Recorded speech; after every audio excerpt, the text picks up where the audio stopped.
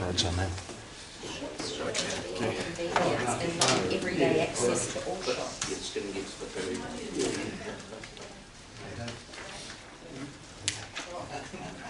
I would figure it out.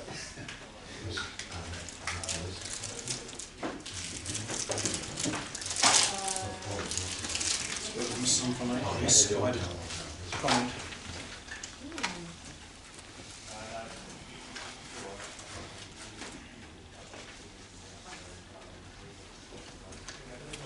Maybe they should move the voting. You think we'll have less problems? Well, no, I said they should. Oh, They I like thought you great said towns. maybe I should move it. Oh, God, no. No, but I think this person ought to, because they quite like Greytown. Yeah, go.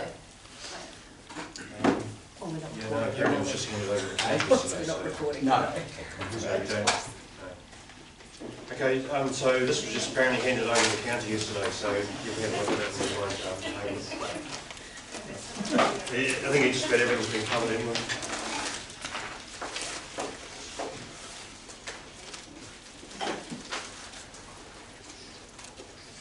So we're not including?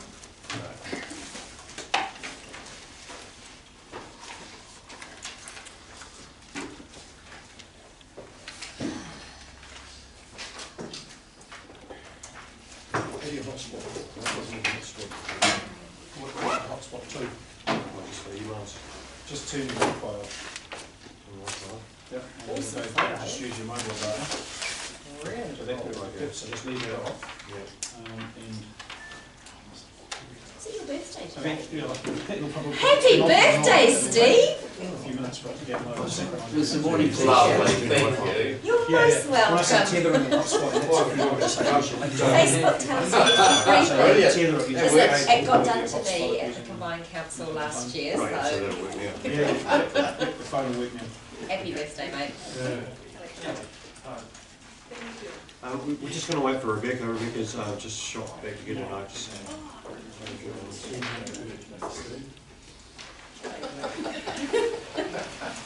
Yeah, second to More than I one space here. was up at 5 to 6.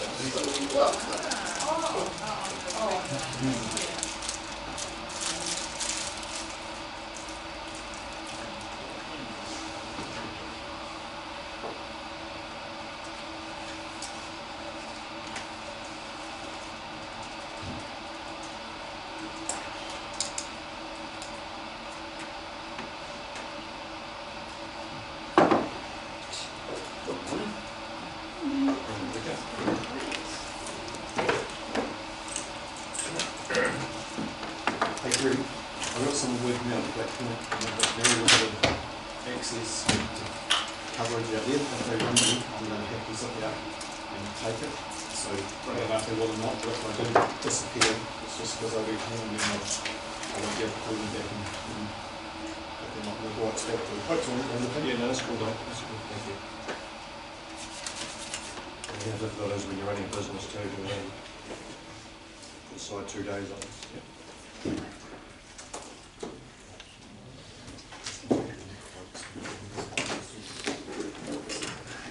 Rebecca, could you shut the door? Give you lunch, but every day.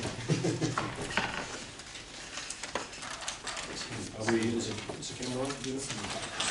I believe so.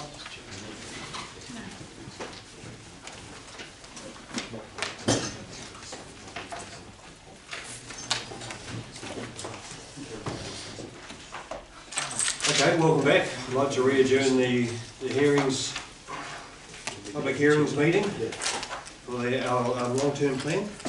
So we finished going through the submissions last night. I felt like last night anyway. So the next process is start the deliberation process. Rebecca and I had a conversation last night after the meeting, and we thought we'd focus on the 3 consultation items first, and then go through the other LTP items. So we'll start the ball rolling with the car parking. So is everyone comfortable with it? Yes. Yes. Then we'll do the town centre and then the trails.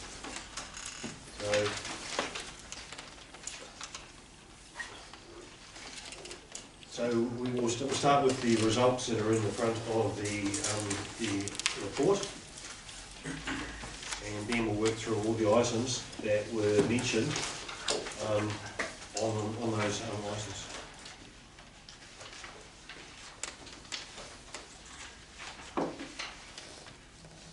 So if we look at the town centre, the options, 29% for no change, 63, oh sorry,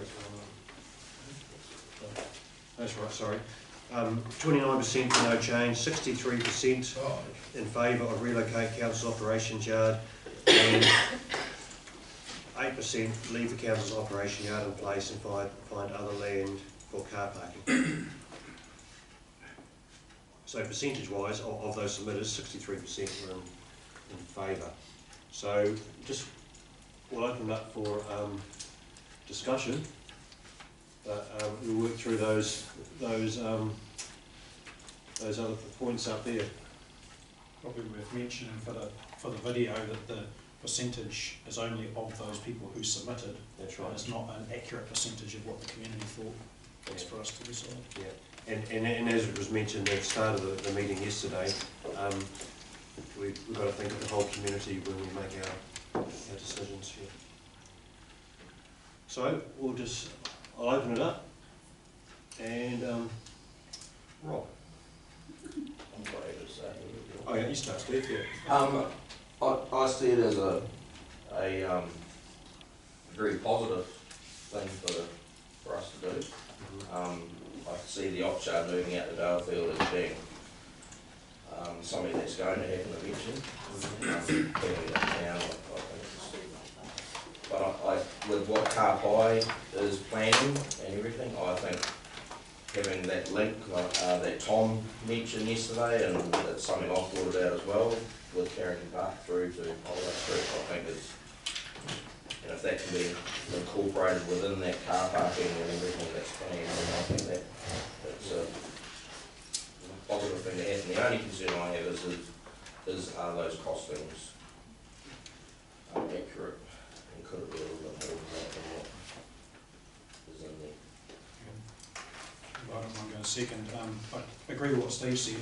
I think there was a strong message from the community around costings, and that as we proceed forward, if we think it's light, we should increase it. I think we should look critically at that. I accept and I trust what we've been told about the car park being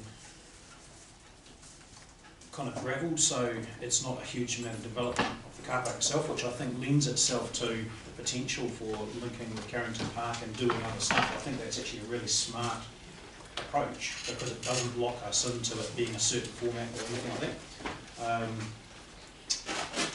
I think that one of the negatives, one of the things that was brought up was around carbon emissions, and when I look at the movements of the staff and stuff and the way Carterton is structured, I'm not convinced that the carbon, like the amount of kilometres travelled from Dalefield to the town and its rest of the wider district versus from the middle of town to the rest of the district, I think it'll be in the margins as to whether it's much different.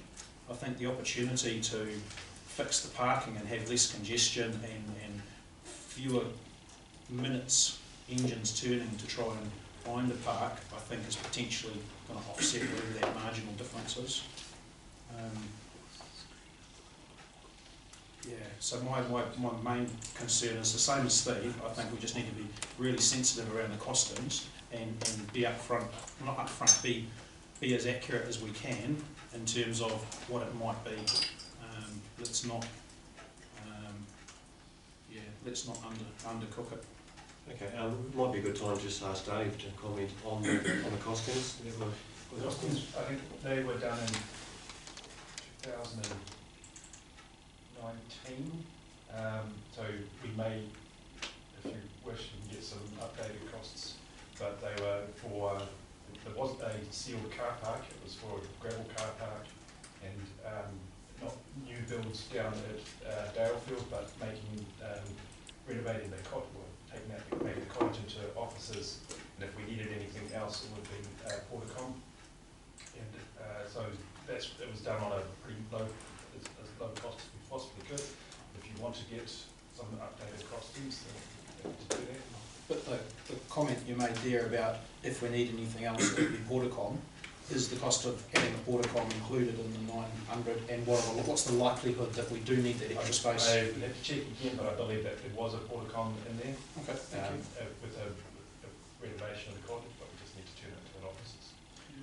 This is Dave, workshop space for workshop activity. Yeah, there are a number of sheds down there. They'll need some concrete floors, some three-phase power, and they may need some re-roofing, but it just depends on the extent to what we want to go to. I'm also aware that we have that Three Waters review, so I'm reluctant to kit it out fully for an operations yard that may go, so there's a bit of a juggling on that. If nothing else, would be parks and reserves eventually, which would still be beneficial. Okay, thank you. Okay, Robin. Agree with Steve and Rob's comments. Would like to ensure that the costings are as accurate as we can possibly get them. Obviously understanding that costs and sort of any equipment is going up because of COVID and sort of supply and demand issues. We need to take that into account. On the car parking side of it, a number of our submissions did ask about EV charging, and wondering how much that would possibly add if we could factor in 1 or 2 EV charging points in the new car parking. How much would that kind of add to on top of the costings? Dave, we've got an estimate of EV charging range. We do, it just depends on what the fast charge or the slow charging can make a dramatic difference in the costs. Is that for bikes as well? Sorry. We have the car charge costs, I can update those as well. It's quite a fast moving field. Yeah. Just so I know that the Melanie put an e-bike scheme to council, so I'm just, yeah, it's great putting an e-bike scheme to council, but are we going to have a charger that runs along with that? They charge off They pedaling. You take them off the bike Yeah. and plug them in. Oh, you No, don't. no, they do Do they? batteries, no, Oh. but they're just normal charging. You don't need Oh, to you switch don't, on. you don't need special Yeah. charges. Yes, okay. Okay. Only the battery. They're designed to take off the bike, move into your office, plug into your office wall. Okay, Great. cool. I would be interested in understanding if we could some EV charging costs and what the actual difference is between Fast short, charge, slow charge. fast charge, slow charge, please. I think for a public one it would need to be fast charge. Yeah. Yeah, but it needs to be, otherwise What's fast? Are you talking like difference of hours or minutes? Yeah. 30 minutes 30 minutes, 8 hours.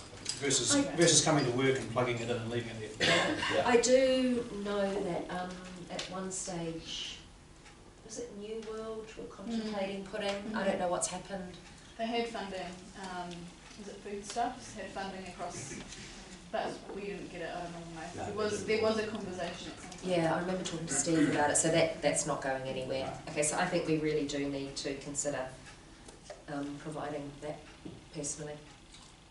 Yeah, we have had conversations about whether we as council's business to actually put those in, like we don't put petrol stations in, and do we, are we better off to try and get another provider to put it in? Or partner with them at least? If we can get it partner, I mean, I'm definitely open to that, and council not spending money, but I think hearing all the submissions and reading through all the submissions, I think it's very, very high on people's priority, like it really is, and if we can be seen to be leading in that space, if there are options for getting it sponsored, co-funded, then absolutely, because that will definitely save. Can we cost and like vote on that as a separate item rather than rolling into the car parking thing? So I wouldn't want one to hold the other up. Yeah, cool. That's me. Okay, Brian. Yeah, I was gone in favour of moving the yard to Alton. I once again had concerns over the actual costings of it, and I think factoring in the access through to Carterton Park, well, that could be staged later. It could be a staged process, and as Dave says, with the yard going to Dalton, and then finding that we put all the infrastructure in for 50 or 60 people, and then we find out our workers, and then we find out in a couple of years' time we've only got 10 or 15. There's a factor there that I think we should tread lightly on too. I think there's only a very small staff, isn't there? Yeah. So are you talking about losing the water staff? Yeah, losing the water staff and out of that, which will probably only be 8 or 10 probably out of that. So I mean, there's still going to be quite a number there. The EV charging, yeah, deal in favour of that. If we do move the yard, obviously the power that's sitting in that yard now that's feeding the admin buildings could be probably redirected to EV, so that might be a bit of a saving. Using the existing mains that come in there. Other than that, I think my main concern is to have up-to-date costings that are not 3 years old, and now that we're getting a little bit more serious about it, we need to have a proper plan of what we're doing instead of applying this kind of stuff. Thank you. Yeah, thank you. Yeah, the costings are a real concern. There's not a lot of appetite out there amongst people for cost overruns and things like that. And I think if the costing was done 2 years ago, every other project is gone up in that time, so you'd imagine that this project would have gone up as well. We went out and consulted on a dollar figure, 900 and something thousand for this project. I think we have to be really quite clear around what this project would go ahead on, what the ceiling figure would be, because that's what we've consulted on. If we go and get the costings updated and it's 1.2 or 1.3, that's not what we consulted on. The project was, but the costings won't. So we'll have to be really careful how we move forward with a project that cost updates. We'll have to look at staging, as Brian said, or shifting around some of the actual project scope. There was some submissions came through about other streets as well, perhaps making better use of parking existing in Broadway and Pembroke and Park and places like that. So I wonder if, to alleviate some of the parking stresses on the other side of the main street, that's something that we could incorporate within the vision, not necessarily at day one, but as part of a longer term. I know Go Carterton has, it's been raised with them only a couple of weeks ago about staff parking and, taking prime spots, and also locals who park and then get picked up to go on a shopping spree in Wellington or somewhere else and leave their car parked in a prime space and things like that. So there's a lot sort of wrapped up in that. EV, I agree, that's the way the world's going. I'd need some convincing that it's council's role. I agree with what you said. The prime beneficiary of an EV charging facility is the person selling the power. So, I'd be looking for joint ventures or council to broker that with the power companies to see what options are available to enable, through planning and so forth, to enable them to put them in. I mean, they're like money machines. They like a whole lot of things that council doesn't provide, but make sure that the vehicle to have them available is able. Thank you. Thank you, Dale. Sure. Yep, I think it's a really good idea in the future, and I love a couple of the submissions that said, Holloway Street, Carrington Park, so that's very much in the future.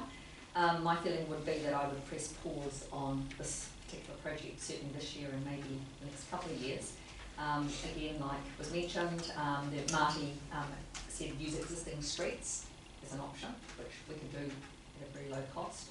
And in terms of Delton Farm and any infrastructure we renovate, I would be waiting for the Three Waters decision, so we know exactly what our staff requirements will be going forward. Thank you, Jill. Awesome. Yeah, I think getting the yard out of there is a good idea. It's one of the better ways to use that land. I'm a bit like Jill, to be honest. I'm a little bit nervous about doing that now. I think there's a few balls in the air at the moment we should consider, particularly the Three Waters review. Not that it will change. I mean, we should still probably do it in the future, but yeah, I'd like to put it off for a year or two myself and just wait and see what happens and let the dust settle and see where we go. I don't actually agree with pushing out the tennis courts or the bowling club and putting more parking and linking it to the Carterton Park. Personally, I think there's walkways. If people want to park, they're going to be that close and you can walk around into the park. I actually think it's a horrible idea, to be brutally honest. And it would cost a lot of money to shift that infrastructure, which we don't really need to do. So I disagree with that part of that proposal. I have always, in the last 6 months, I've been thinking about Broadway. I believe that would be a really good way to develop the top end of Broadway from Masson Street into a sort of a left in, left out, and some centre island parking bits and pieces in there, which could be quite attractive to the town. So, whilst I agree that the yard will eventually end up at Brighton Farm, I just think maybe give it a year to see where the dust settles and what happens with all the stuff that's in there and happening at the moment. Thank you. And Rebecca. Yeah, I'm just trying to find this stuff. So are we proposing to do it in year 1, year 2? Year one. Year one. It was across the two. So start year okay. 1, finish year 2. Yeah. So I think the first one is maybe the But some of the security fencing, driveway access needs to be done, so there is an upfront cost. I mean, overall, I am in favour of the idea. I think perhaps we've placed too much emphasis on parking, whereas it's actually advantageous to the council to move the yard down to Dalton Farm long term. Maybe it's not urgent right now, but I think it is long term we should be doing that. I actually agree with other submitters saying that people can park elsewhere. I think the main thing is for elderly people being able to park nearby and not having to walk quite far. So I think that could be remedied quite easily by putting more disabled parking or elderly parking, I'm not sure if that's such a thing, nearer to the event centre, having that more readily available. In saying that, I do think it is a really good idea. I would like us possibly to take the next year to really design it well, possibly connect up with Carterton. I don't know if there's any funding we could access there. That could be a win-win situation for what they're intending to do and what we want to do. Because if Carrington Park is going to be a destination playground, I don't think that parking is probably adequate, what is there at the moment. Agree with EV chargers. I'd really like to see that in there, along with some bike racks, possibly even thinking a bit broader around would it be a good spot for the farmers market or things like that. So it's a multi-use space, not just a car park. And what else have I written down about that? Yeah, so it should be all about parking. It should be about opening up the space and utilising it for other things as well as parking. My main concern is the costings. So that's my main concern. So that's why I'd like to take the next year to really go through all these issues, or even 6 months if that's what it takes, so we have a good idea of what the costings are going to be before we actually embark on it. I'm just concerned that the project may end up costing over $1 million, and we may not have agreed to it if we had known what the final cost was going to be. So I'd really like those costs really nailed down as much as possible before we begin. So yeah, supportive of it, with the caveat that we get the costings done properly first. Okay, thank you, Rebecca. Okay, to my comments. The work that's going on in the town centre, I'm sort of spearheading that, and it's all emphasis on building owners, investors and developers going ahead and making stuff happen. And we've consulted on this, and I know on the price that's there. And I certainly don't want to leave the hearings not showing that council is willing to partner along that by doing stuff as well in the town centre, and this is a big part of the town centre. So we need to lead by example. But I take all the other points on board. Certainly with Carterton Park, it's going to become a destination, like a real destination. It's part of the town centre rejuvenation and the work that Carterton's doing, so I can see it really becoming a destination. So, like Rebecca says, the car parking on the high street with access issues just isn't going to work, so we need a car park to facilitate that. And also another entrance to the park, what you said the other day, Steve, about opening up the back of it as well. I think that's great. You look at how Booth Park, it has multiple entranceways which get utilised. So, and whether it's a big open entrance to the park or it's narrow, if it is narrow, you can certainly build excitement into a narrow entranceway. It's like queuing up to an event, you know, you feel excited, and we're talking about alleyways and laneways and making them inviting. So, yes, there's different options there. With parking in the town, I mentioned the other day, business owners, it's only a couple hundred metres walk of that. This new car park could facilitate an area for business owners and those who want to travel to get picked up to actually leave their cars, and free space up in town. And I certainly think we need to do work encouraging other parking in town, and certainly in the short term, Masson Street and Broadway and other options and Memorial Square need to be promoted more. So there's a bit of work there and just encouraging parking. And certainly relocating the operations yard, I think it's a great idea. Needs to happen, but we need accurate costings, and like Dale said, we consulted on this figure, so we need to do that.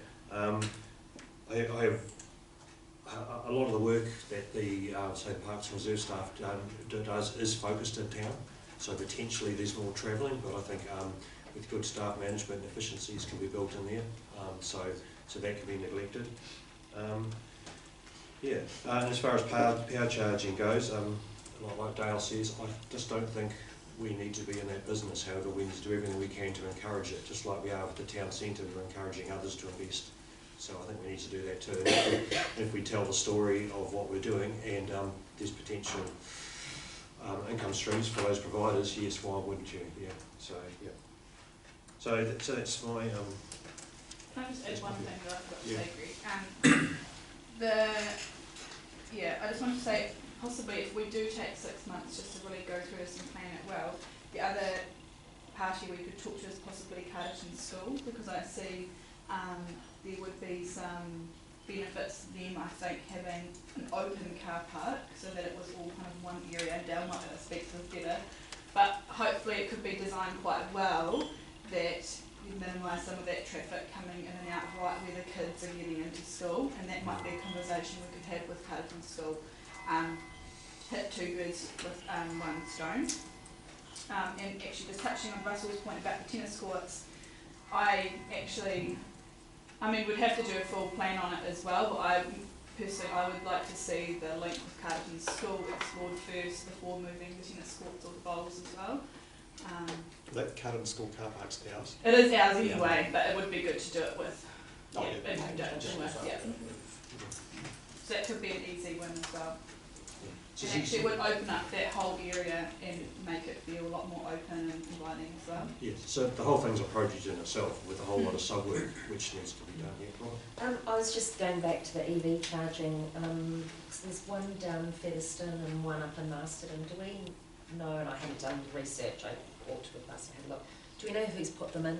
They're Powerco and ChargeNets and charging stations. Okay. They went through and we missed out because they put one in Fearless and they put one in Marcy, and they didn't believe there was a necessity to have one, but there's other providers that you could approach, and I think as part of the project you just start looking at partnering with another provider. There's different outfits, more and more. I mean, car manufacturers now are starting to look at putting their own charging stations in, so if and when it just went ahead, that'll be part of the game, would be to talk to those providers and get them to put one in. So we, Yep. Thank you. More vehicles are electric, there's going to be the demand, That's it's right. going to be met by the industry. yeah, the industry, it won't be something, well, it's actually, we're probably better off now, and it'll probably be that we haven't done it now, because we will get something better in the future for preferably. In the way that the town's developing and maturing and the stuff that we're going to see, there's good opportunities for partnerships for a provider to partner with us and be part of that story of a rural town and service town that's really at the cutting edge, which is how I perceive us. So yeah, there's opportunities. And it's a really good point too about, and I think it's really good for our ratepayers and those that have submitted on it. And it's been a good reminder for me that actually, whilst if council did put it in, council would be paying the electricity charges on it if we didn't partner. So that's going to be another operational cost passed back on to the ratepayers. So I think maybe that's something the ratepayers and the submitters hadn't. Well, no, you can make it so that the user pays. Oh, user, okay. The user pays, we wouldn't certainly pay the power. All right, okay. None of the others you pay for, they're all user pays. Are they? Okay. Yes, and one thing I just want to raise too, with the preferred option, on those figures, it's $12.50 per rating unit per year. So if you break that over a week, it's, I know it all adds up and puts costs of the rates, but it's not massive, in the scale of things. Yeah, well, we've got to be careful with that because it's not massive to many of us, but to some it is. I know. You know, It's so a commercial opportunity. I mean, like with money machines, one comes in, next minute they've all got one in because it's a commercial opportunity. The way EVs are going, a town like Carterton will have 4 or 5 in the next 5 years or 10 years. I think one of the comments that Brian made about if you were to put a charger in from scratch, then the cost of putting the infrastructure in the ground is not insignificant compared to the cost of the charging station itself. In this instance, we've got a cable already in the ground that could be repurposed potentially, so that might be quite an attractive option to a provider because they're not going to have that additional cost. So they might be quite amenable to the idea. It's got a hook onto the end of it, go. Pretty much. Drive a peg. So, from what I perceive, one of the hinges is getting that true accurate costing too, isn't it? So Jane, from your perspective, how do you perceive us going forward if It's not for me to say. No. I can't do what you ask. okay. But you've got to make a decision whether you want to. I mean, you've listened to the debate. I think you've got a couple of decisions. You go ahead as we've planned. We're always going to finalise the costings again before we head up into tenders or whatever. You could postpone it a year, so and then put some money in the budget to do detailed costings now, but your detailed costings will be out of date if you wait too long between getting your detailed costings and actually then going and constructing. Or you can just put it on hold, wait for the Three Waters review, and that was one of the comments, or you can just indefinitely put it off. One thing that when we were having all our discussions around the long-term plan and what we would be consulting on, and something that all councils had been told was, yes, the Three Water reform is coming, yes, there's going to be changes to the RMA, but because we don't know what it is, and when it's going to happen, that we actually needed to be going ahead with our 10-year plans, taking that out of the equation. And I know it has to be in the backs of our minds, but because both of those are such unknowns, it's really difficult to make plans going, but what if? I think if we do delay it for a couple of years, waiting to see what's going to happen with the Three Waters, which we don't know because we haven't got information, the cost of moving the yards and the fact that we are actually going to be using an existing building, which would just re-report existing buildings for modifications, those costs potentially in 2 or 3 years are going to be triple what we're talking now. And I think we need to have that in mind as well. Just throwing that into the mix. I said a bit more simple than that. If Three Waters goes ahead and the Waters team gets ripped out of the existing ops yard, wouldn't that give us more reason to move what remains out of there, because that space would become underutilised? So whether they stay or go, I don't think it makes a big difference. Yeah, just, I mean, for me, it's kind of the principle of the thing. Like, whenever we go and firm up the costings, they will be more expensive than what we've consulted on. That's simply because that's the nature of the market. So, what's our strategy going to be for communicating that and managing the response from the public for the project? And secondly, how strong is our appetite for proceeding with the project and having to defend any overruns? Because you've got two potential risks. One is the firming of the costings will identify the costings more than we've consulted on, and secondly, when the project begins, there's likely to be overruns or challenges, because that's the nature of large-scale projects. So, you know, what's our strategy for progressing the project, knowing very likely that the costings will be more than what we've consulted on? And how strong is our appetite for the project, knowing that that is a likely outcome of any project of this scale? It doesn't mean anybody's dropped the ball or incompetent, that's just the nature of it. And following on from, you know, some of our other projects and local government in general, we just need to be really clear about proceeding with the project, knowing that there's going to be challenges along the way. Points? Other comments? Yeah, I pick up on Robin's point with the long-term plans, business as normal, and it'll be 20, if the Three Waters reform means that we lose our water, or our Three Waters, it'll be 2023 by the time that happens too. You know, no lie, that's 2 years away, 2.5 years away. So, yeah, got to factor that in as well. So your decision around whether you're going to not opt out will theoretically be still made this calendar year. That's So right. maybe the next financial year. Yes. Although we possibly still won't have all the information about what that means either for us.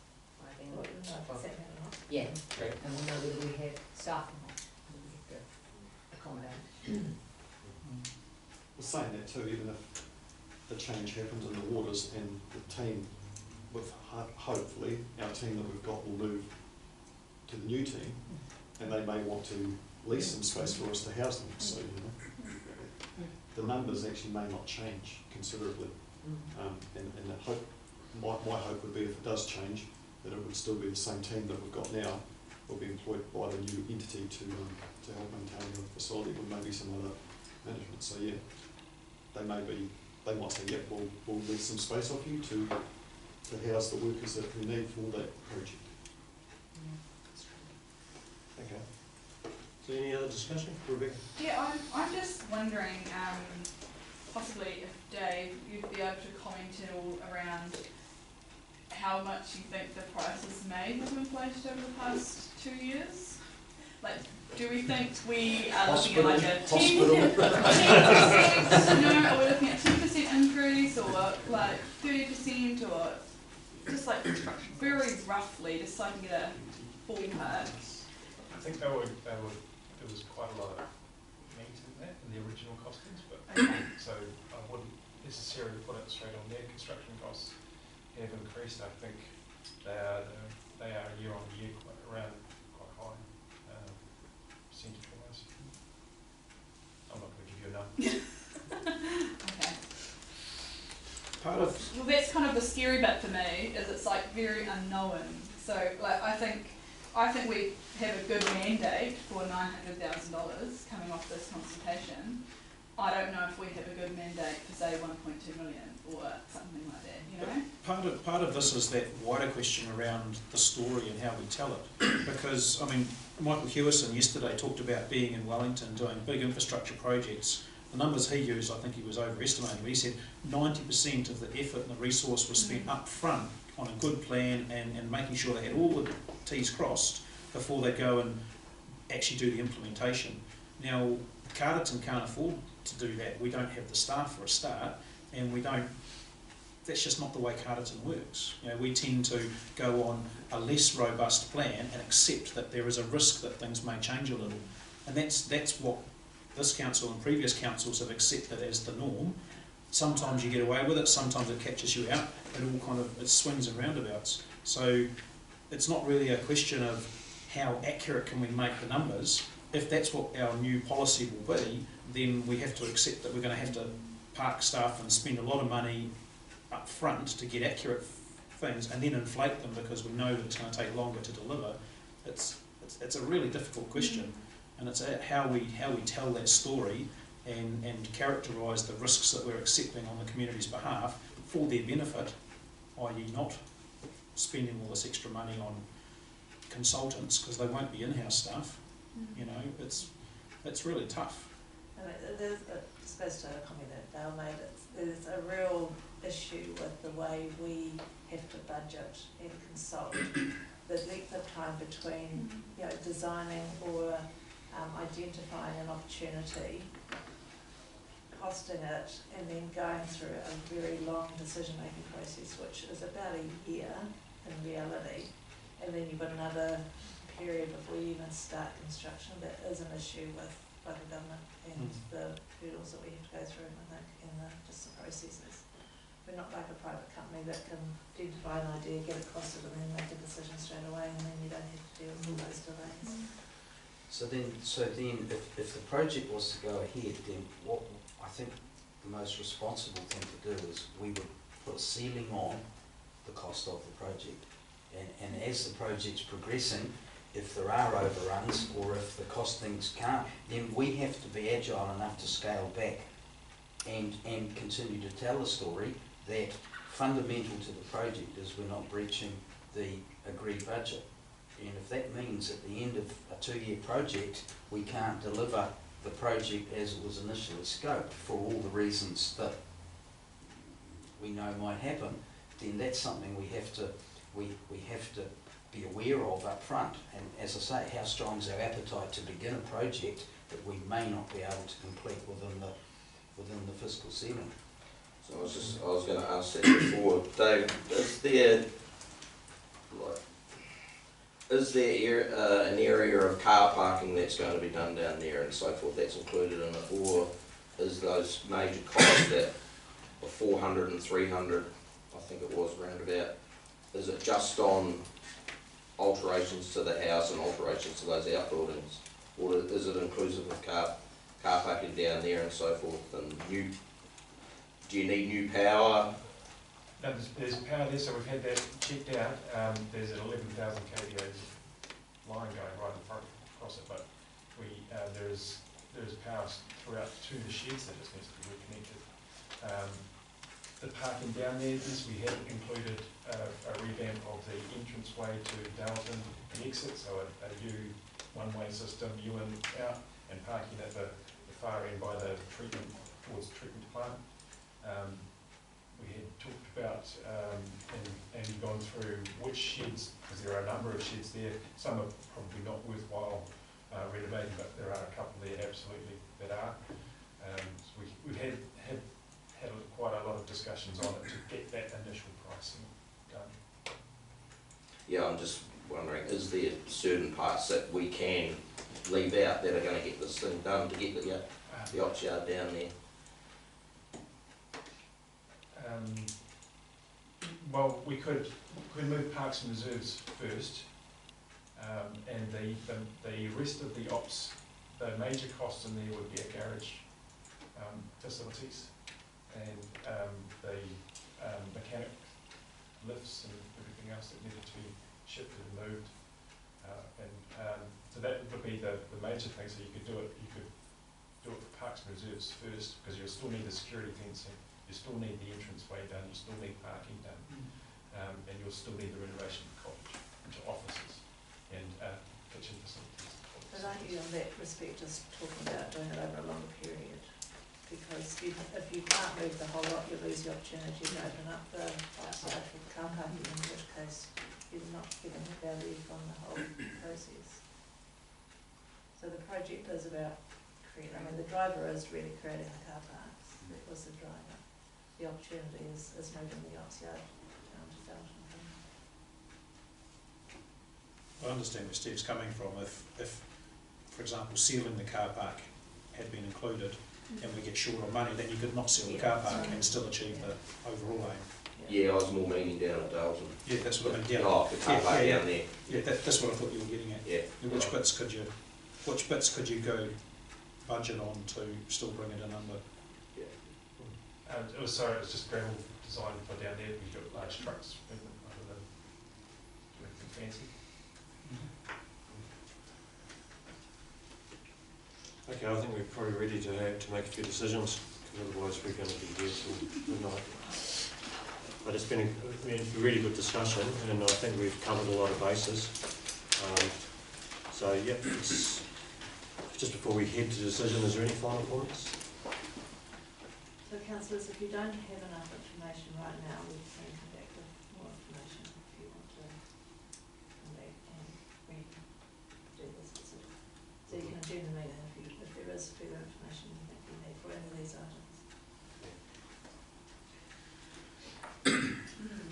Well, personally, I would probably like a little bit more information.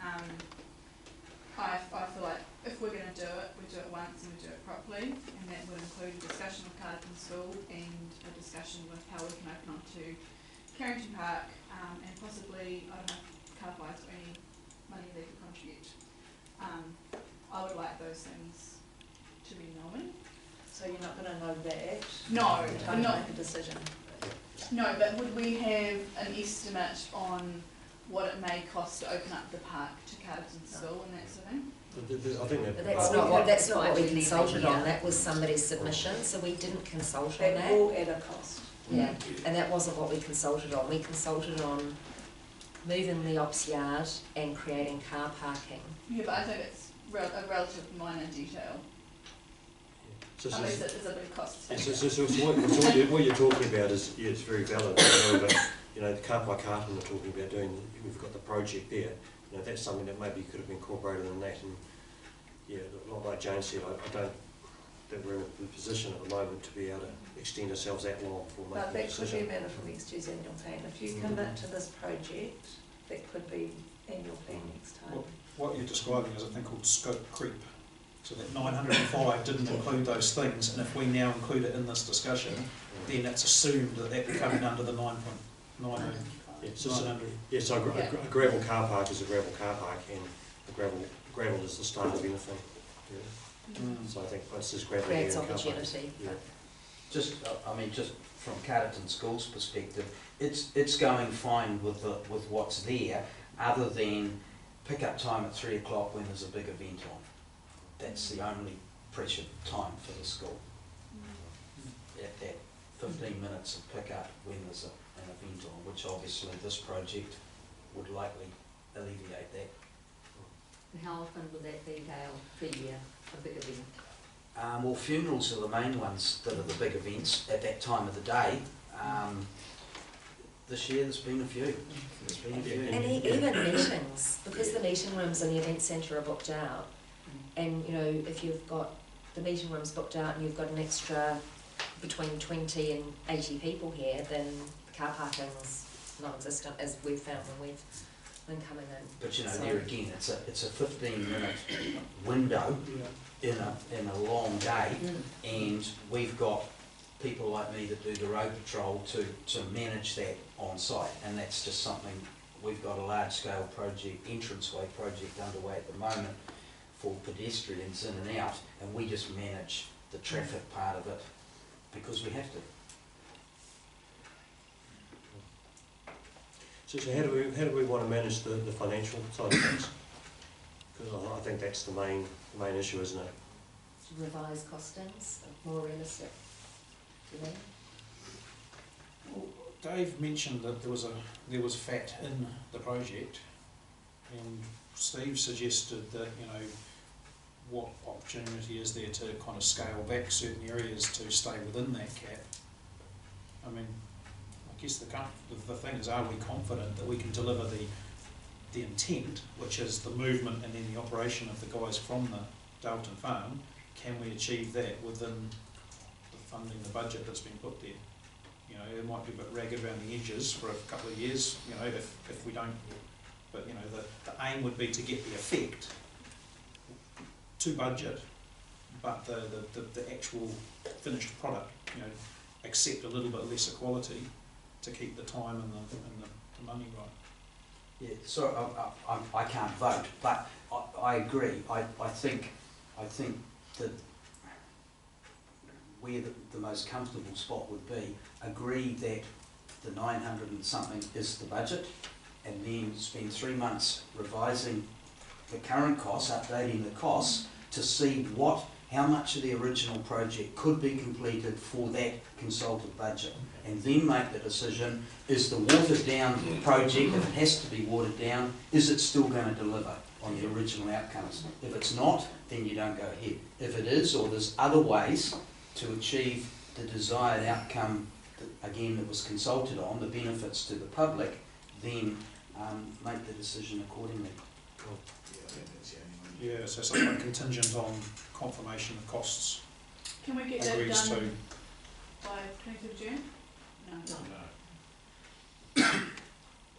So basically all it does is it puts a marker in the sand to say that at some point in the future, costs will come back to us and we'll get a yay or nay to say proceed for the lesser quality, or no, don't proceed, and we'll have to take How it to the much next of the level. original scope can be Yeah. completed on today's terms for that amount of money? Doesn't even have to be this Yeah, I was quality, it just can gonna just be say. something just is not just done at Yeah. that time. We can also allow on that figure in the long-term plan to put a contingency on that too, you know? Yeah. Couldn't we? It's like 10%, Which is normal which practice, is isn't realistic. it? Sometimes contingencies are 15%, whereas in the budget. Yeah, I think we need to say lesser quality, because I don't believe that that's, as you've said, it's maybe just pared back. Yeah. Or staged differently? Yeah, Yeah. it's not, I don't see it as doing it at lesser No, I quality, don't it's just either. maybe not building that one shed, and you just do this part of it. So it's a staged approach. Exactly. But it's still You going to mentioned cost, stage It's- before. at the end of the day, Yeah. it's still, whether you do it over 2 years, 3 years, it's still going to be. And the longer you take to do it, Yeah. the more it's going to cost, because your construction costs are going up, your costs of, I mean, as you guys know, in the trade, you know, you're buying cabling and whatever, and you know, how much is that going up each month, let alone over 2 or 3 years? So it's kind of like if you keep delay, That's with every. but it's with, yeah, every sector. absolutely, and I think, for me, we've had a clear mandate from submitters and people that we've spoken to, that this is the preferred option. I think, yes, we have a budget, and we need to be ensuring that that's what we're working I'll to. put a movement out there then, mate. Is that? I'll put a motion out there then, mate. Correct. How's that? I move that we move ahead with the project within the budget that we Consult. consulted on.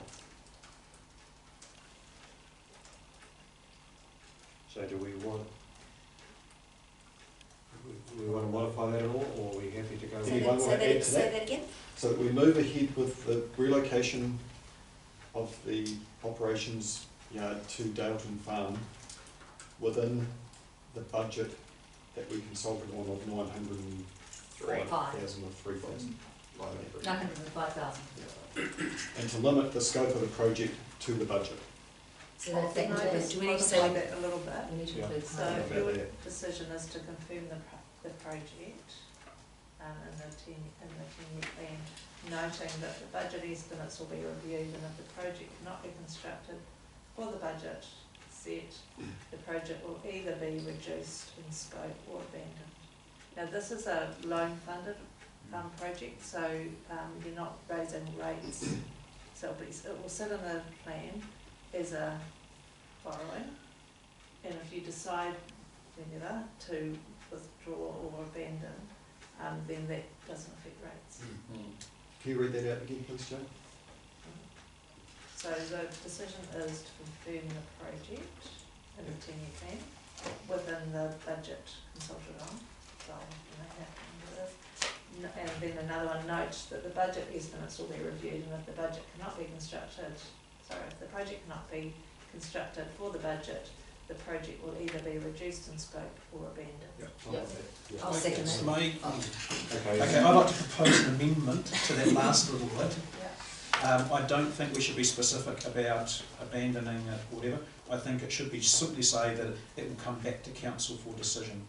Because we may decide to abandon it, we may decide to consult and spend more money. We may decide, I don't think we should be specific, but it has to come back to the council for the decision to take it. Yeah, but the motion says that you're proceeding with the project within the existing budget. And we can't do that, we've got to abandon it. It can always come back to council later on. No, but you can go out for consultation again. It Yeah. could be part of the annual plan next year or whatever. To Okay, increase so we the couldn't do budget. it, we couldn't do it for the 900, so now we're Yep. coming back and saying we need 1.5 to do it. Yep. Or something like that. Okay. So you want to change that, No, that I'll decision leave it to like do it this. within the No, leave it budget. like it is. Okay. As read. So you can and a future council could always increase the budget. Of course That it can. doesn't restrict you from increasing the budget, you just add some more budget for the unbudgeted expenditure. Or included in the annual plan, which is probably more likely in the second year. That motion's putting a line in the sand for this particular process. Yeah. I'm happy to move that. I'll Okay, second that. so moved by Russell, second.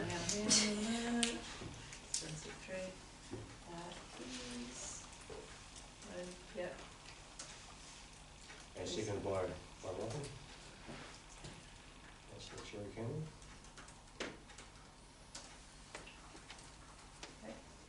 So alongside this project and this, hang on, we need to vote this in. With this, any further discussion, so yeah. Well, I would like to add in some notes, possibly into the minutes, just around the EV charges, that we would actually like to see them back, take the leadership to go talk to a company, put them in. I would just like that noted. That's so not we been actually, part of this project. So it's That's not part of part it. of Move a That's not motion, part of actually do it. that. Because we're It's not, a do that future anyway. We decision can do in that time. Anyway. separately, It's on our action list. it's on our Yeah. deliberations, other stuff, so we can add that in. okay, as long as it happens, yeah. Yeah, we'll put it on Yeah, your I'll list. make sure it is. Cool. And Okay, then so- the so- other thing I was going to say was just around at least approaching Carterton to see if that would be an option for them to partner with what we're doing already. Well, there's going to be some this discussion too. And again, if the figures out we can't do this within the budget and we abandon the project, then nothing's happening, so the yard stays where it is. I'm do not you want to suggesting have we a go vote on over the that? budget, I'm just saying, let's go to Carterton and say, look, we're proposing this, is there any way that you guys want to partner with this and the work that you're doing to contribute to possibly opening up that side of the park or something? so my advice to you is if you're going to open up the park, that will definitely add cost, so you will not be able to do that for the budget that we have estimated. So what you could do, Deputy there, you could have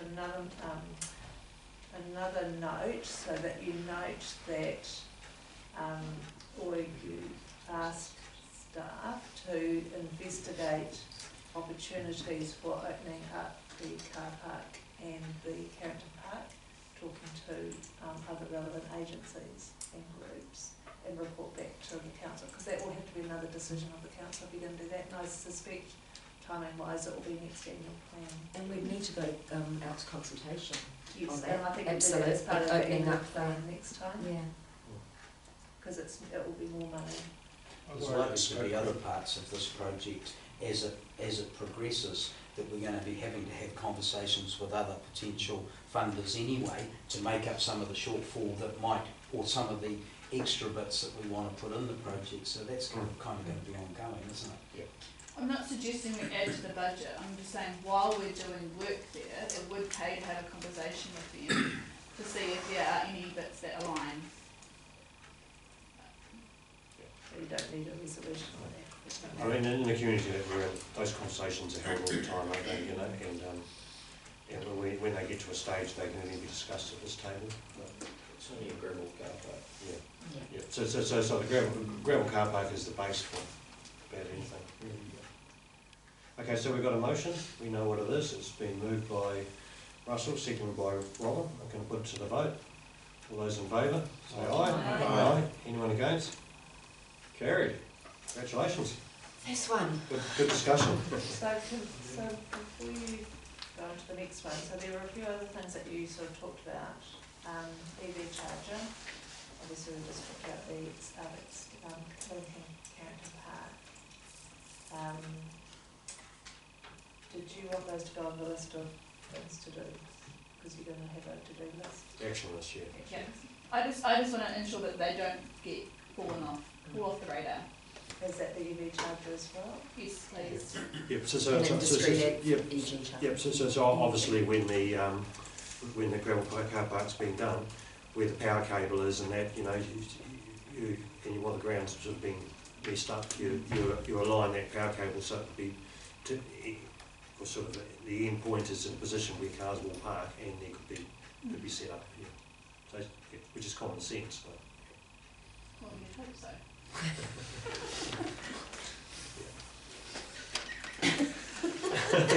Not pointing at you, Dave. There is an existing power line that goes from the event centre to the main office in the Ox Yard.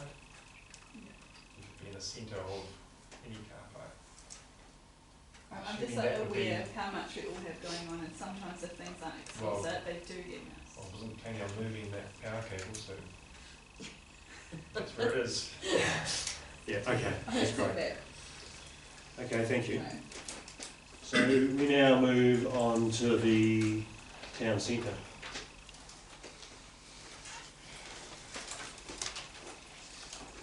So if we go back to the report which we had there, in regards to the town centre, there's 27% no direct investment by the council, 49% in favour, invest in new public spaces, access ways, and 24% saying council act as a development agency.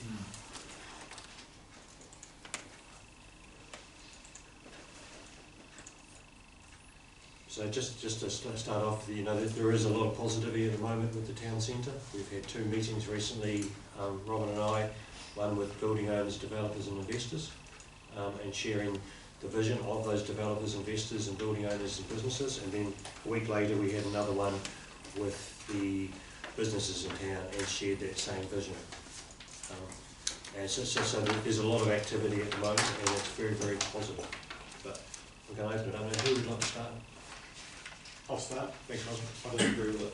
I don't believe we should be investing in property in town. I don't believe it's our core business. I think we're going to stretch ourselves enough, and I believe that we should partner with developers and partner with other people and assist them in providing it. But I certainly do not agree and do not want to see council investing money in buying land in town. Yeah, thank you. Yeah, thank you. The proposal is about partnering, and the idea is if alleyways and things are going to become available in long-term interest of connectivity, it'd be good for council to maybe purchase like little strips. Yeah, I still don't agree with that. I don't agree with buying any land. Okay. Thanks. Okay. Rebecca? Yeah. Personally, I sort of see it like this car park situation again, is that if there's development happening, let's do it once and let's do it properly. And if that means opening up access ways in certain areas or having little courtyards, I think that's really important. At the moment, our town centre is very straight, like so you have all these shops right next to each other, there's not a lot of gaps or openness where you would sit down and have your coffee or that sort of thing, kind of besides the clock tower reserve. And I think spaces like that just add to the feel of the town centre and encourage people to linger and spend time in the town centre. my personal opinion is actually, if we could afford it and we had the expertise, I would go down the development agency route, but I see this as a happy medium. And it is something that our community is constantly saying around the look of our town centre. So yeah, to sum up, I'm very supportive of this. I'm unsure if we just went down the partnering route, if we would have the same outcomes. And I don't know if there's any district plan or the consenting issue, not sure if we can actually force developers to create those spaces for us. That's why I prefer to partner. Okay, thank you. Dale? On the plus side, a lot of the submitters talk about the high street needing work, and even the latest submission that was tabled talks about driving through a tunnel and so forth. I mean, that's fair, submitters. And secondly, it's not a huge amount of money in terms of the overall budget. On the downside, going down this route, there's no appreciable visible gain for people, like for council just to purchase, bits of land that come available. There's no, and I've got personal experience in Otorohanga. That was done about 25 years ago. The council purchased, when it could, when there was property transactions, purchased little pieces and then retained them. And it was abandoned after 25 years because there were certain blocks of land to make something usable never came available. And you could not actually do anything with it. I actually owned 2 buildings side by side. One had an easement of council in the middle of it, the other one didn't.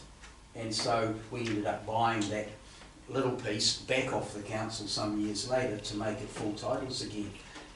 Unless you can actually start a project and complete it within an agreed time frame and make it happen, or drive it to make it happen, then just purchasing little random pieces as they come available doesn't actually deliver anything, or it's very difficult to deliver anything. And so for the general public, all they see is an expense but no appreciable gain, particularly if we end up owning a small piece of land that becomes landlocked with other private owners' projects. So that's the real downside for me. Okay, thank you. Sorry, can I just comment on that, just while it's fresh in my mind? I think the concept of it is actually having that kind of money, as you say, it's 330,000 over 10 years. Wasn't so much, and this is going from the discussions that Greg and I've had with around the town centre redevelopment, wasn't so much of there's a little piece of land going up, we're going to buy it. It was actually working in with the developers to actually enable, when they are developing a site, to then, if we could have a laneway opening up down the side of it, so it wouldn't be buying it prior to anything happening, it would be part of the development of that area. So it may be a laneway or a grass strip that would link up, that council would maintain. That was more the idea of what this was all about, as opposed to us going, oh, that little square over there is available, let's just buy it.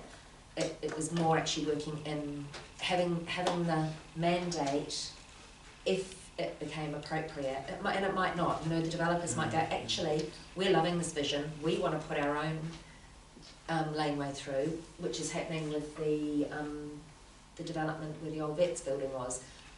Part of their plans is to actually have a laneway access way, which is theirs, which will lead to that residential development from the high street, because they're also looking at putting retail on there as well. So we may never, as a council, actually need to spend any of this money. It's just having an option that may help facilitate if required. That's my perception of what's come through from our discussions. Thank you. I mean, thank you. That explains it. So, is there an overall scheme plan which identifies certain pieces of land are more strategic than others? No.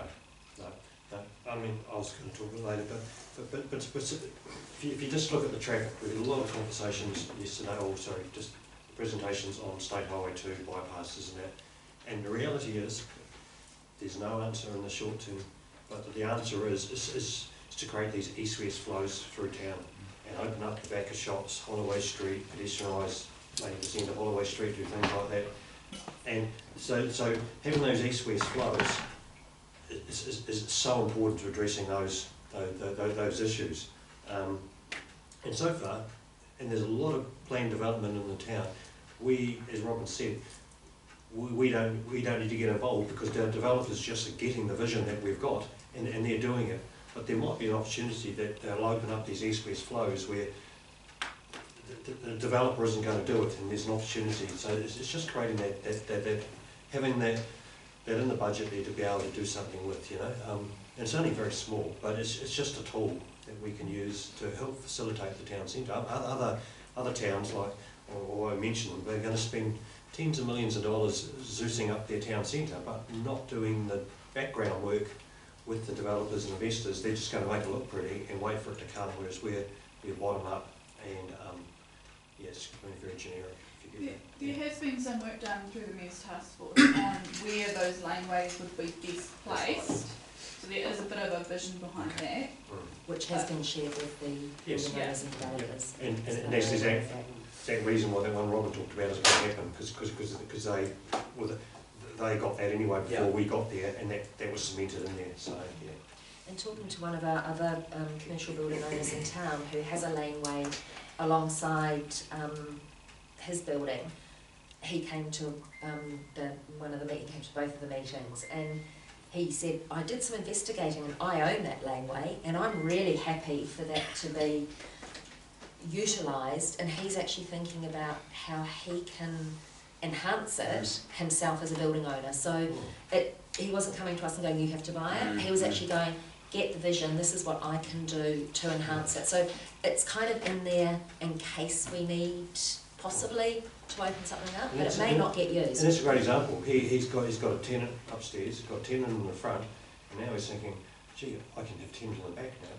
Yeah. I think I'm quite confused. If a developer's not prepared to do it, why would the developer be prepared to sell us the land for us to do it? I'm confused. Does it offset contributions of some description? Is there a... You'd take contributions as well, wouldn't offset. Well, you could take contributions as land, but then you wouldn't need money for that, you wouldn't need cash for that. Part of the rationale was having these landways in public ownership, because that does protect them. As long as they're being owned by the developer, they could do something in the future that the council has no control over. So the advantage of the council actually purchasing or owning, and the idea I think was at the time was that the number of little pocket parts and laneways would exceed what we would take in contributions or budgets. My other question then is, because we're talking about a small amount starting in year 3, 40k a year for 8 years. What's the sort of delegation? What's the limit for if something came up in year 4 and said we needed 60k to buy a little pocket because it was strategically advantageous to the council? What is the limit to stop the council saying, you know, there being a resolution and a report and whatever else, and then we decide as a council, yes, that's strategically worth having. You can do that. We can do that. And what's the threshold where we need to go back to the community to consult on it before? Well, it's your judgment on what's significant. So if it's significant, then you go back. But I would imagine that they wouldn't trigger the significance policy. Because Unless it was it almost... You're buying a whole property. Yeah, because I mean, it occurs to me that the things that we're looking to, the advantages we're looking to gain or take, it almost feels like the opportunity already exists even without this budgeted amount. You know, it could be an unbudgeted amount that the council of the day decides on. You know, and if it proves to be significant, then it needs to go to consultation. I mean, I don't think this would change the. You know, if it was The significant. time factor I think, because of you'd have that long lag period between something coming available and then you having to scramble and sort it. But even with this, I mean, 300k in the budget, if something came up and it triggered a significance policy, you know, it'd be more than just a little laneway. There must be something else to it that we probably didn't consult on. Yeah, but this is signalling a firm intent of council going forward, that it is part of its strategic development going forward, whereas if it's just an ad hoc and something comes up and you make a decision, that's ultra vires because you haven't signalled to the public that you intend to be doing this in the future. During a trial, situations like that will come up. Yeah, not necessarily in the town centre, but just, it was like purchasing Dalton Farm for the wastewater treatment plant. That came up and the council of the day saw it as a strategic move, so that was executed. Immediately. So I guess my question is, I'm not sure that we need this.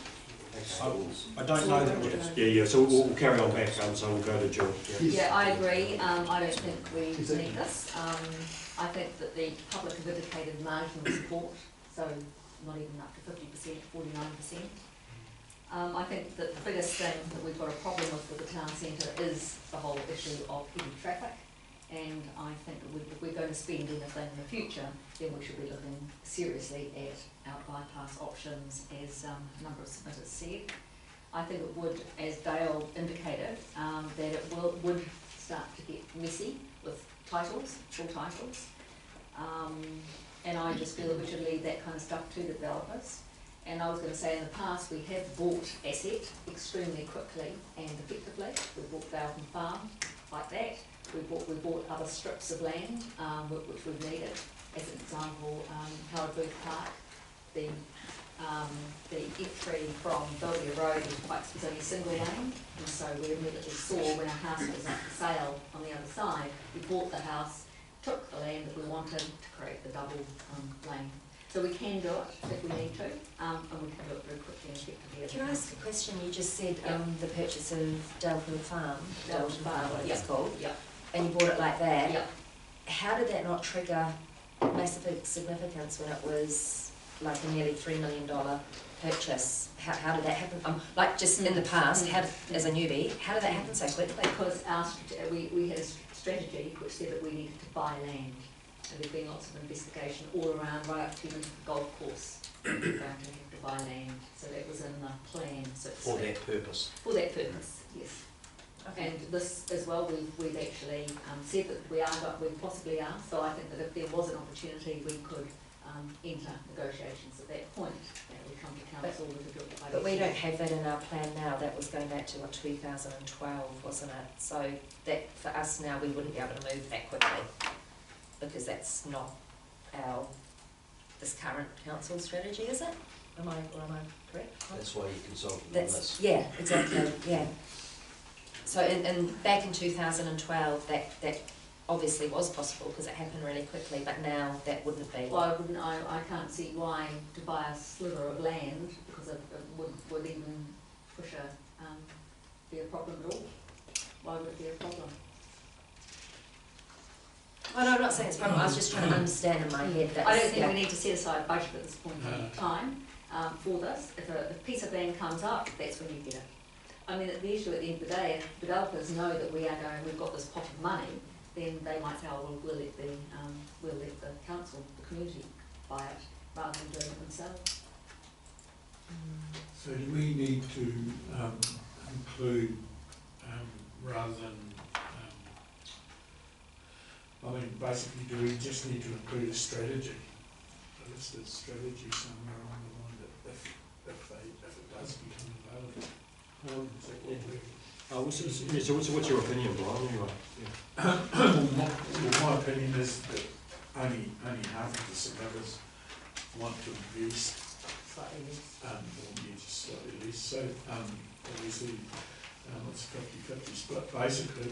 So I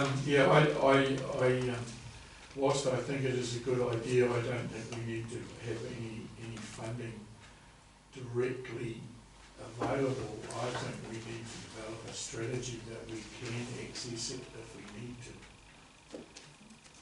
Can I just challenge that only 49% are in favour of that?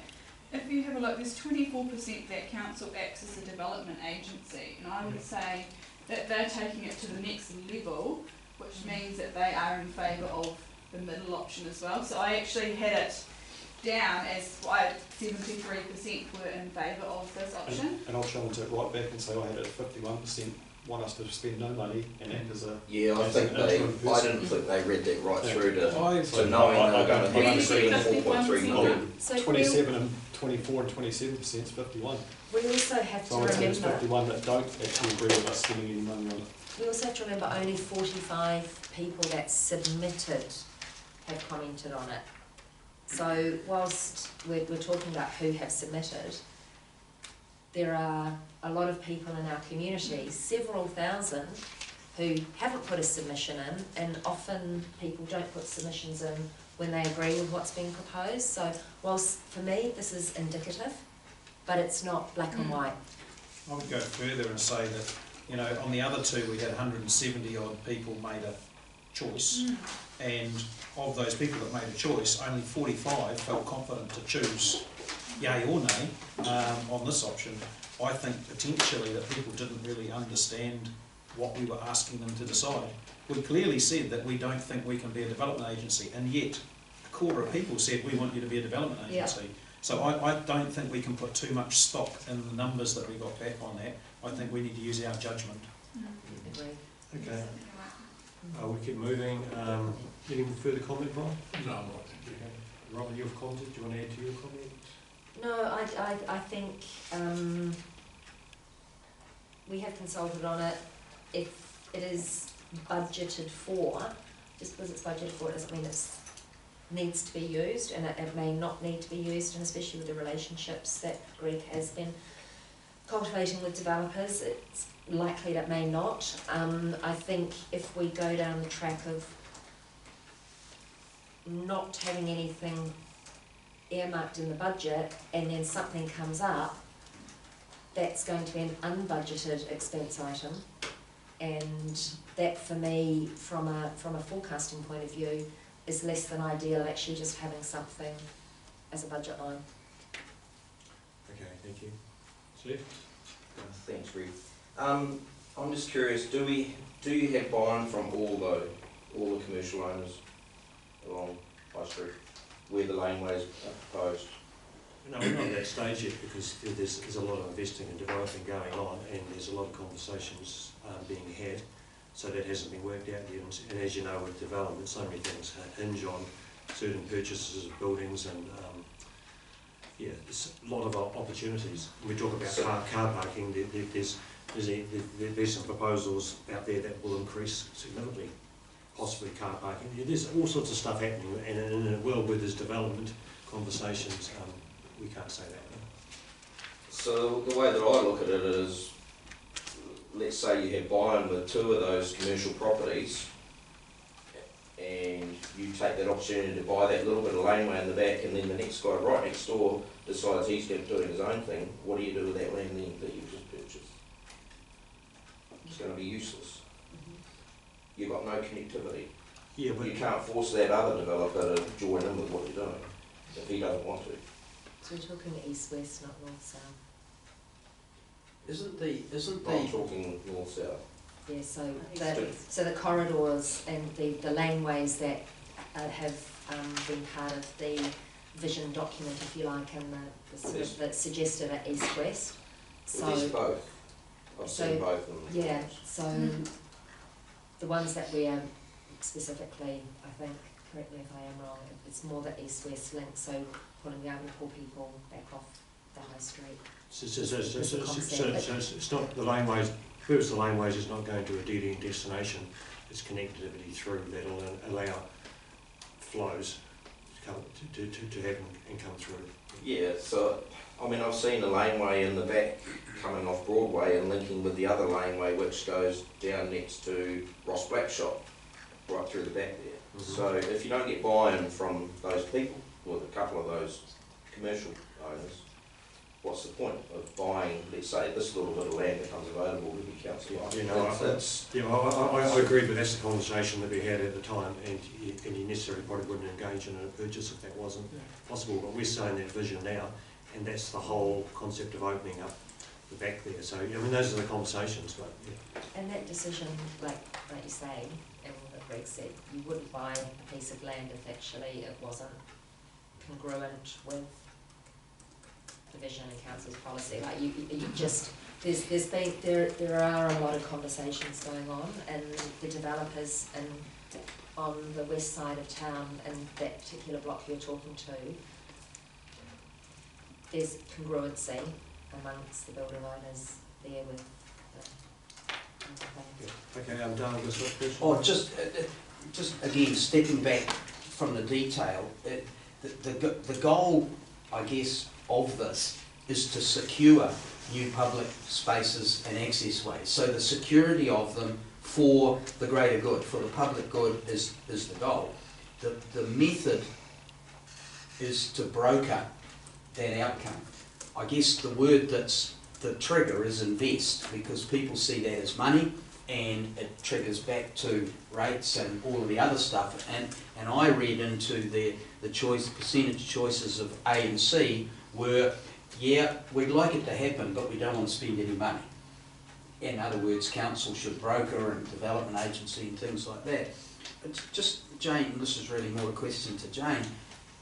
As Brian said before, cannot the strategic intent be that the council over the 10 years seek to secure, where appropriate, new public spaces and access ways, and then as Greg and Robin are out there in the central CBD development, bring back specific cases on a case-by-case basis and present a business case back to council for council to consider whether or not it's appropriate to strategically purchase land at the time. So in other words, does there need to be a dollar figure attached to the strategic intent to secure public space? So strictly speaking, probably not, but you're not giving your community any certainty around how much the council might actually end up paying.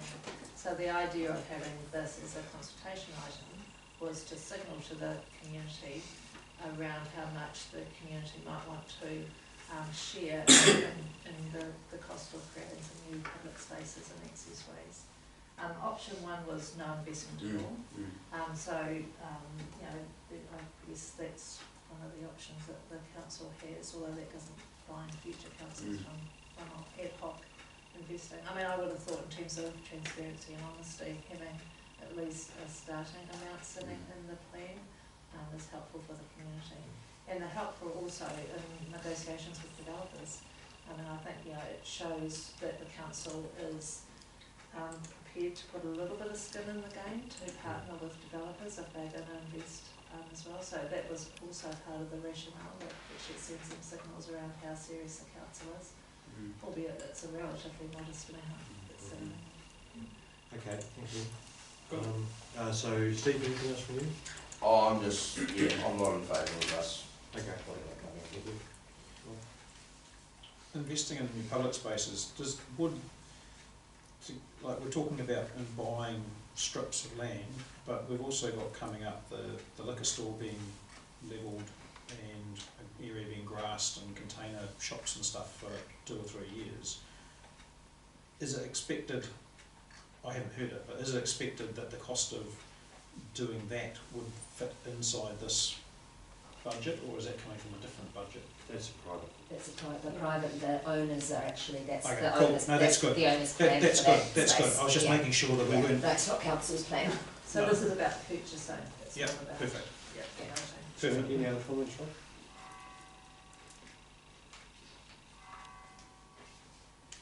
I like the one thing that does resonate with me is, well, 2 things. One is, I don't think it's necessary for the reasons that I stated and Jill backed up, but at the same time, in the current environment where there's lots of sensitivity around costs and costings and, you know, what's in budget and what's not in budget, I'm inclined to support this because it does put that budget line in there and it kind of, I mean, if we were to suddenly go to the public and say, oh yeah, we've got this fabulous laneway and we're going to spend $500,000 on it, we could go back and say, well, no, hang on, you know, you only said you were going to spend 300 over 10 years.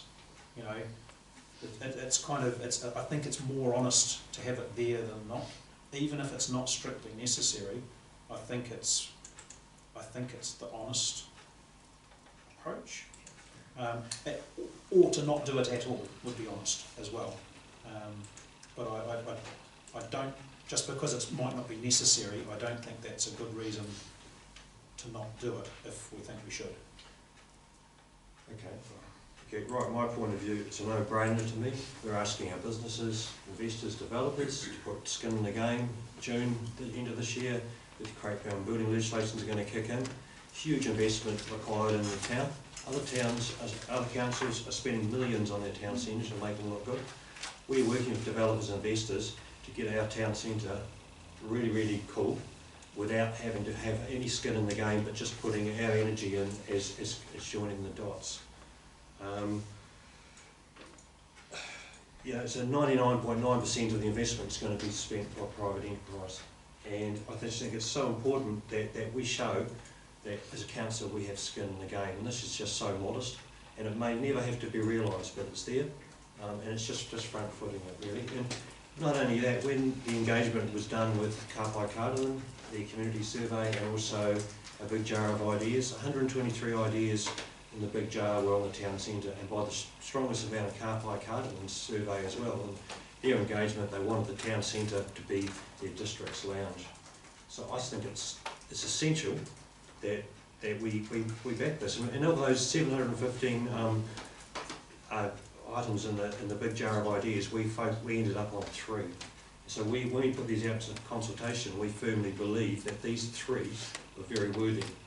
So I wouldn't say disappoints that some of the conversations. I just think we need to show leadership and back our town and what our pre-engagement work showed us with this modest amount. But I do take some of those points. Yeah, so I feel very strong on this because I'm very passionate on the town centre, and I see that as pivotal for the embracing rural and just the way the town goes forward. But yeah, Steve. Skin in the game, I see car parking in Holloway Street as skin in the game. I see $330,000 spent on Broadway car parking as skin in the game for what's going on High Street. So I think, yeah, I can only reiterate, I see this as a developer's thing, and if they see building new shops or spending $500,000 on doing up a shop that's already there, spending another $50,000 or allowing for a laneway in the back, they're going to know that that's going to be to their benefit. We don't need to be spending that money. We can have skin in the game in other ways.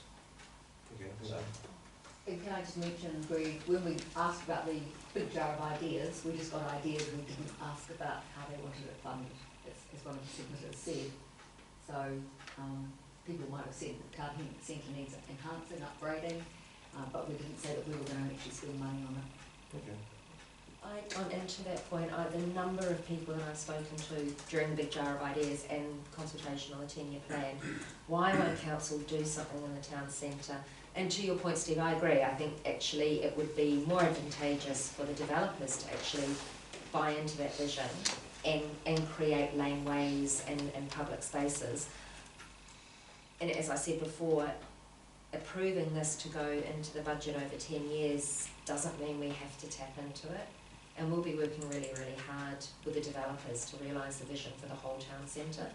So, and to Rob's point, we're not, if it's not in the budget and then this council, next council, whatever, needs to spend 150k that they haven't actually spoken about, that's kind of not being as honest about what potentially we could be doing. I liked your point that you made. I mean, we are talking about $3.83 per ratepayer If we use per year. It's not even per week, it's per year. So you're talking about 7 cents a week per ratepayer.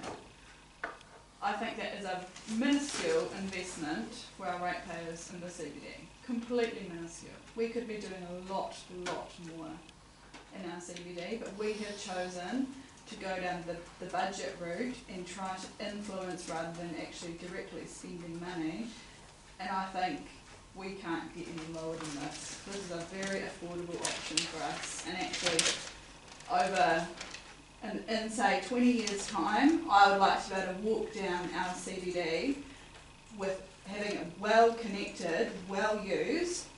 Highly likely we're not going to have a bypass in 20 years, but I'd like to be able to see that we have those off-road options for utilising our town centre. And at $3.83 a year, I'd be very happy to pay triple that. But yeah.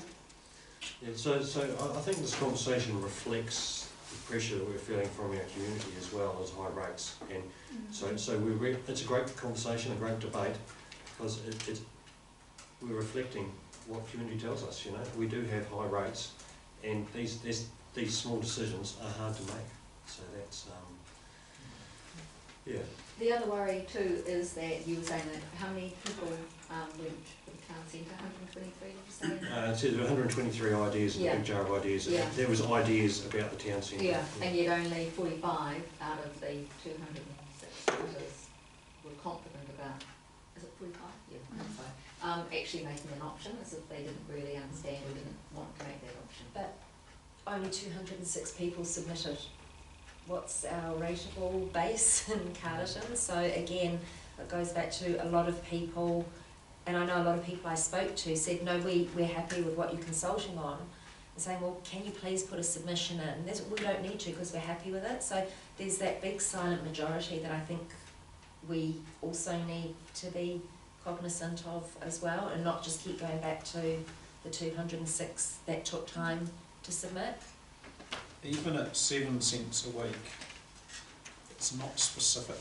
And that's the bit that kind of, you know, we're being pushed to, you know, essential stuff, you know, be prudent, be really careful about managing your money. And I think I'm coming more to the point where when the opportunities come up, you know, if it's a really good opportunity, then we'll act on it and we can do it, and they've got levers to pull to make that happen. I don't think it sends the right signal to be, yeah, I've come a long way to get to this point, but I don't think it sends the right signal to, even at 7 cents a week, to say we're just going to have this little bit extra for something that we might do, and we're doing it ahead of the game so that we've told you so that we don't have to ask you again. It just sounds a little bit disingenuous. Is there a midpoint though, that we have this money in the long-term plan? Because I've written down in my notes, it signals our intention in our budget. In some ways the long-term plan is our strategy for the next 10 years. So it signals our intention, but is there a midpoint where we could assess these purchases? Or I'm having some trouble with the connection at the moment. Anyway, I don't know what's Siri, going on.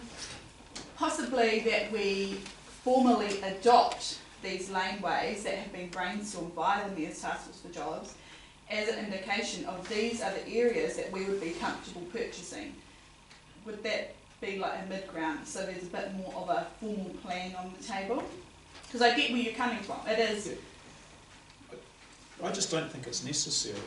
I mean, 300k or something less than that, you know, what's our revenue over the 10 years? It's got to be 250, pushing $300 million, you know, the turnover over that period. So you're talking about 1% of the turnover over the 10-year period, and we know that that's volatile. We know that the plan's going to change every 3 years at least. I just think this is in the margins. I don't think it's necessary. Okay, we're going to put it to the vote, I think, because I think we've got different opinions on this. But I guess one final opportunity for a final comment from anyone. Probably, if I could just say, all the points are valid. All the points are valid. And I suppose for me, it's about the public confidence. The feedback you often get about local government is that we rate money, build a pot, and then trip over ourselves to try and spend it. And that's kind of the opposite of the impression we want to give to the public, that we're actually strategic about our planning, and that it's not about creating a pot and then working out how best to spend it. I agree with Rebecca.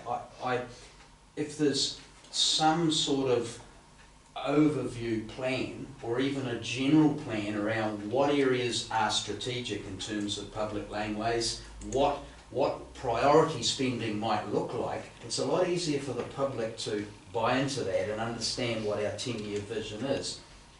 The risk is to be seen to be creating a financial pot that we may or may not spend. That doesn't inspire confidence for people that we've got a plan in mind, and that's the risk about it. It's not the amount of the money or the general intent.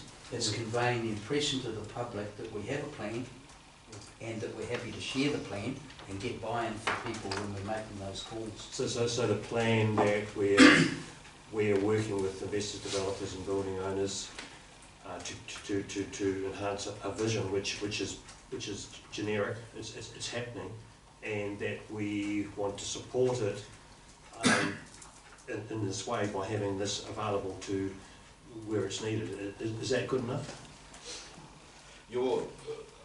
If you could come to me and you could say, we have the buy-in of every commercial owner along High Street or leading onto these east-west laneways, I'd jump at it. But I don't have that. You can't give me that answer, so I can't jump at it, because you could just have one that blocks it, and it's a waste of time. So I just...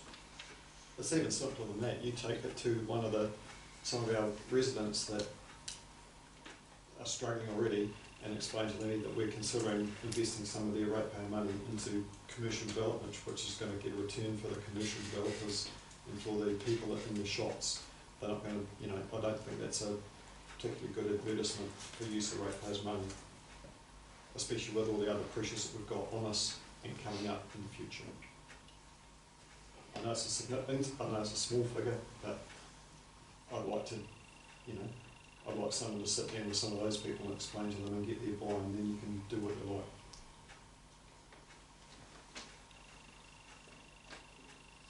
Okay, we're going to put it to the vote. So the council's preferred option is B. So how do we want to work this, Jane? So you could put that as the motion, and if anybody wants to put some changes to that, so here we could amend that by putting some notes or some caveats if that was an option for some of you. So, but it would be to move the motion that you're completing the project be included in the draft as option B. Okay. Can we move a motion that we support these subject to strategic planning being done?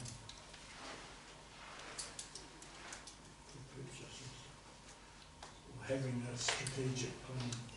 I just think we need a plan. Which means going to all of the landowners. Well, not necessarily the landowners that are affected when that piece of land comes up. I appreciate what Steve's saying, but we may not need to involve all the north-south landowners in the strategic, but that we can link the eastern side of High Street to the back of Holloway or Nelson or something like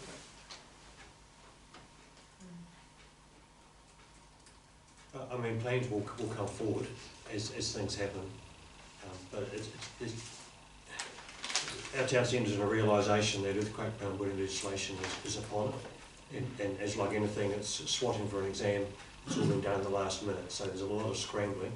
It's a very positive time to be scrambling because Wairarapa is humming. There's a lot of belief in the town, our community growth and everything. So we're not at that stage yet.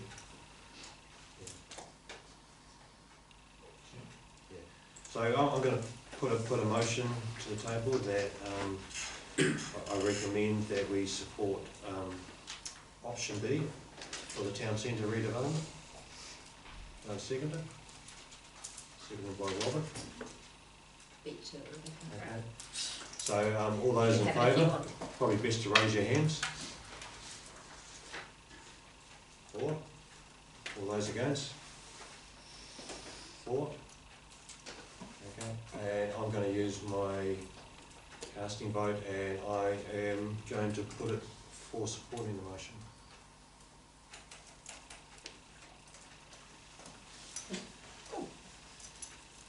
Do we want Thank to add another motion on that around strategic purchasing plan being adopted?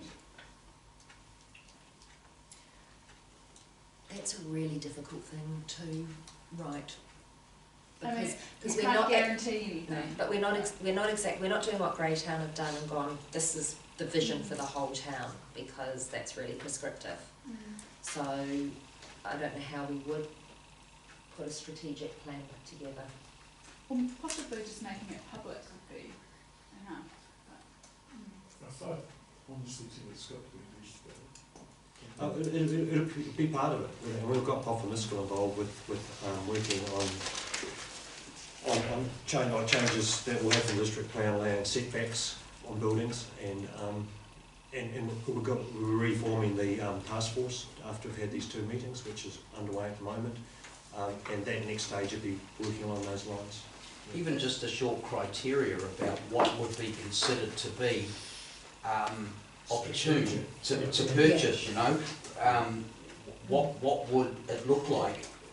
It would have to connect X to Y, or it would have to be a certain dimension, or it would have to be north facing. I don't know, just a 3 or 4 point criteria around what would determine the council's interest. Trigger the interest. That's Trigger. It just takes some of the nervousness around how council's going to best use that money. so just a follow-up question on that. With the town centre guidelines, when does that go? Does that go as part of the district plan review? Okay. And would that be something that could come in under that or not? The laneways and things. Yeah, but we Like a structure plan for the yeah. town centre. You could, but I don't know if that would be the best way of doing it. Okay. That would, what happens if you brought a structure plan in, it becomes very limited on Yes. being able to move outside that. Yeah. You probably want a little bit more flexibility for the developers particularly. Okay. Thank you. So can I just, so obviously you've got your resolution, so just in terms of actions outside the LTP, the development of a clear plan for the CBD and the development of some criteria when the council investigate. Now that's not a condition of that resolution that you've made, but it's all just that we would come separately. And that's part of the process, definitely. Thank you. Okay, I suggest we stop for morning tea. How long do we want to stop for? 15 minutes? Okay. And thank you guys, it was very good debate. Good discussions. You had yours. You can carry on working. Okay, come on, let's keep going.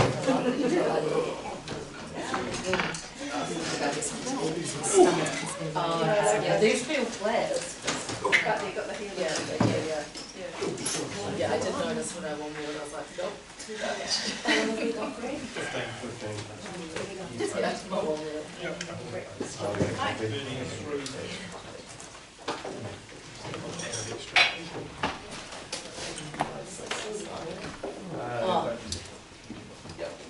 Probably. It's fine.